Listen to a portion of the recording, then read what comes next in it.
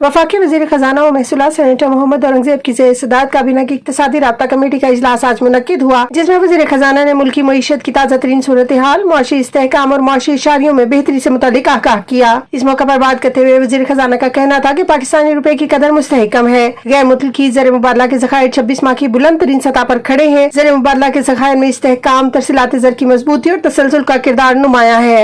उन्होंने कहा कि पाकिस्तान की IT बरामदात अब $300 मिलियन की माहाना सतह पर मुस्तहकम हो गई हैं, जो हमारे बरामदी शोबे के लिए अच्छी खबर है। रोशन डिजिटल अकाउंट्स में मुसलसल और मुस्तहकम इजाफा खुशाइन है।